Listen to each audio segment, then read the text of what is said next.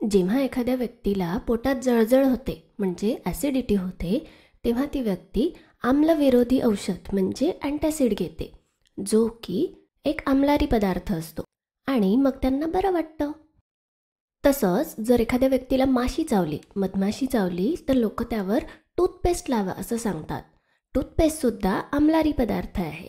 तर मग या दोन्ही उदाहरणांमध्ये काहीतरी साम्य आहे. जेव्हा आपल्याला ॲसिडिटी होते तेव्हा आपल्या जठरामधलं आम्लाचं प्रमाण वाढतं आणि मग जेव्हा आपण अँटासिड घेतो तेव्हा ते आम्ल आणि आम्लारी एकमेकांचा परिणाम रद्द करतात आणि मग आपल्याला बरं वाटतं. जेव्हा आपल्याला एखादी माशी चावते तेव्हा ती आपल्या शरीरात काही आम्ल पदार्थ सोडते, ज्यामुळे मग आपल्या शरीराची आग होते. पण मग त्यावर टूथपेस्ट किंवा बेकिंग सोडा लावल्यानंतर आम्ल आणि आम्लारी हे दोन्ही एकमेकांचे परिणाम बाद करतात आणि मग आपल्याला बरं वाटतं. तर आपण इथे बघू शकतो की आम्ल आणि आम्लारी एकमेकांचे परिणाम बाद करतात किंवा रद्द करतात. तर आता ते कसं होतं ते बघूया. तर आता आपण एका उदाहरणाने सुरू करूया. आपण एक आम्ल घेऊ, ते म्हणजे हायड्रोक्लोरिक ॲसिड HCl, आणि एक आम्लारी घेऊ, ते म्हणजे NaOH, आणि यांची एकमेकांशी अभिक्रिया कशी असते ते समजून घेऊया. जेव्हा हायड्रोक्लोरिक आम्ल पाण्यात विरघळते तेव्हा त्याच्या आयनांमध्ये विघटन होते, म्हणजे H+ आणि Cl-. तसंच NaOH सुद्धा पाण्यात विरघळल्यावर त्याचे आयन आपल्याला मिळतील, Na+ आणि OH- आयन हे आपल्याला मिळतील. आता जेव्हा हे दोन एकमेकांमध्ये मिसळले जातात तेव्हा दुहेरी विस्थापन अभिक्रिया होते आणि आयनांची अदलाबदल होते. पहा, आता इथे सोडियम आयन हा क्लोरीन आयनकडे आकर्षित होईल आणि आपल्याला लवण मिळेल, NaCl. आणि तसंच H+ आयन हा OH- आयनकडे आकर्षित होईल आणि आपल्याला पाणी म्हणजे H2O मिळेल. तर या अभिक्रियेमध्ये आम्ल आणि आम्लारी हे एकमेकांशी अभिक्रिया करतात आणि लवण आणि पाणी बनवतात, जे दोन्हीही उदासीन आहेत. ते आम्लधर्मी नाही आहेत आणि आम्लारीधर्मी सुद्धा नाही आहेत. मग आता तुमच्या मनात प्रश्न आला असेल की आपल्याला कसं कळलं की NaCl म्हणजे मीठ हे उदासीन आहे? आपल्याला माहिती आहे की पाणी हे उदासीन आहे, पण याचं काय? तर पहा, व्याख्येनुसार आम्ल हा पदार्थ असा असतो जो पाण्यात मिसळल्यानंतर H+ आयनांची संख्या वाढवतो. जेव्हा आपण HCl पाण्यात विरघळवतो तेव्हा H+ आयनांची संख्या वाढते, म्हणून हे आम्ल आहे. तसंच आम्लारी ते असतात जे पाण्यात विरघळवल्यानंतर OH- आयनांची संख्या वाढवतात. तर NaOH हे पाण्यात विरघळवल्यानंतर OH- आयनांची संख्या वाढते, म्हणून NaOH हे आम्लारी पदार्थ आहे. याच व्याख्येनुसार जेव्हा NaCl म्हणजे मीठ पाण्यात विरघळवलं जातं तेव्हा ना H+ आयनांची संख्या वाढते ना OH- आयनांची संख्या वाढते, म्हणून मग NaCl हे उदासीन आहे असं आपण म्हणू शकतो.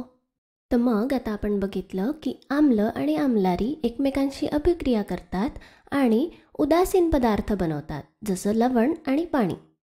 ओके, तर आता आपण अजून एक उदाहरण बघूया. या अभिक्रियेसाठी सुद्धा आपण HCl घेऊ. हे पाण्यात विरघळवल्यानंतर आपल्याला H+ आणि Cl- आयन्स मिळतील आणि याच्याशी अभिक्रिया करण्यासाठी आपण कॅल्शियम हायड्रॉक्साईड CaOH2 हे घेऊ. हे आम्लारी पदार्थ आहे. याला पाण्यात विरघळवल्यानंतर कॅल्शियम+2 आणि OH-1 असे आयन्स आपल्याला मिळतील. आता इथे सुद्धा दुहेरी विस्थापन अभिक्रिया होईल आणि कॅल्शियम आयन हा क्लोरीन आयनकडे आकर्षित होईल आणि त्यातून आपल्याला कॅल्शियम क्लोराईड मिळेल, CaCl2. आणि आधीप्रमाणेच H+ आयन OH- आयनांकडे आकर्षित होऊन आपल्याला पाणी मिळेल, H2O. आता ही अभिक्रिया संतुलित करूया. इथे आपण 2 क्लोरीन अणू बघू शकतो, म्हणून इथे मी 2 लिहिते. त्यानंतर 2 हायड्रोजन आणि 2 हायड्रोजन, एकूण 4, म्हणून इथे आपण 2 लिहू, म्हणजे या बाजूला सुद्धा 4 हायड्रोजन होईल आणि मग बाकीचे सगळे बरोबर आहेत. तर ही अभिक्रिया आता संतुलित झाली आहे. तर इथेही आम्ल आणि आम्लारी यांची अभिक्रिया झाल्यानंतर आपल्याला लवण आणि पाणी मिळते, जे दोन्ही उदासीन पदार्थ आहेत. म्हणजे आम्ल आणि आम्लारी एकमेकांचे परिणाम बाद करतात, रद्द करतात आणि आपल्याला उदासीन उत्पाद इथे मिळतात. आणि इथे कॅल्शियम क्लोराईड हे लवण आहे. लवण हे पदार्थ आयनांनी बनलेले असतात. तर कॅल्शियम क्लोराईड हे कॅल्शियम आयन आणि क्लोरीन आयन यांच्यापासून बनलेलं असतं. तसंच सोडियम क्लोराईड हे सोडियम आयन आणि क्लोरीन आयन यांच्यापासून बनलेलं असतं.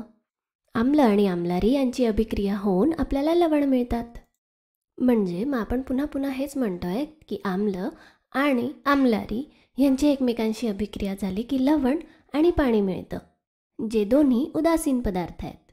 आम्ल आणि आम्लारी एकमेकांचे परिणाम रद्द करतात आणि उदासीन उत्पादिते तयार करतात. म्हणूनच या अभिक्रियेला आपण उदासीनीकरण अभिक्रिया किंवा न्यूट्रलायझेशन रिॲक्शन असं म्हणतो. ओके, मग आता माझ्याकडे तुमच्यासाठी एक प्रश्न आहे. समजा एक संयुग आहे X, ते NaOH सोबत अभिक्रिया करतं आणि लवण आणि पाणी तयार करतं. तर तुम्ही X बद्दल काय काय सांगू शकता?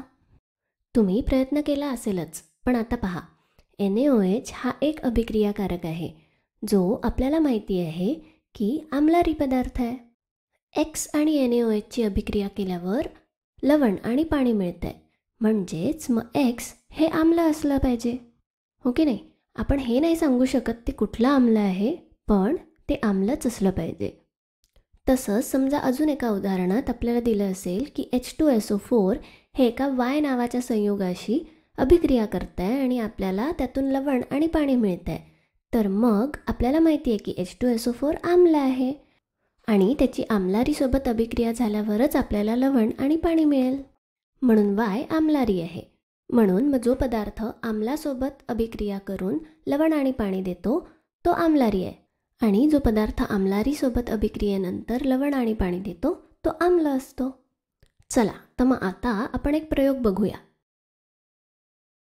इथे आपण NaOH म्हणजे आम्लारी घेतलंय आणि ते गुलाबी दिसतंय कारण त्याच्यात फिनॉल्फ्थॅलीन नावाचं दर्शक टाकलेलं आहे. जेव्हा फिनॉल्फ्थॅलीन हे दर्शक आम्लारीमध्ये मिसळलं जातं तेव्हा त्याचा रंग गुलाबी होतो. पण जेव्हा तेच आम्लामध्ये किंवा उदासीन पदार्थामध्ये मिसळलं जातं तेव्हा ते रंगहीनच राहतं. आता यामध्ये आपण इथे थेंब थेंब असं हायड्रोक्लोरिक आम्ल मिसळू.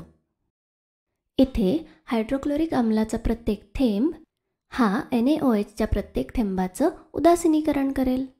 इथे सुरुवातीला आपण भरपूर NaOH घेतलेला आहे, म्हणून मग त्याचं उदासीनीकरण करण्यासाठी आम्लसुद्धा भरपूर लागेल आणि याला जरा वेळ लागेल. पहा, अजून थोडं हायड्रोक्लोरिक आम्ल टाकूया आणि पहा, रंग गायब झालाय, रंगहीन झालाय ते. आता या क्षणी इथे आम्लारीचं पूर्णपणे उदासीनीकरण झालेलं आहे. तर मग आता तुम्ही आठवा, या व्हिडिओमध्ये आपण जे बघितलं की आम्ल आणि आम्लारी एकमेकांशी अभिक्रिया करतात तेव्हा आपल्याला काय मिळतं आणि अशा प्रकारच्या अभिक्रियेला काय म्हणतात?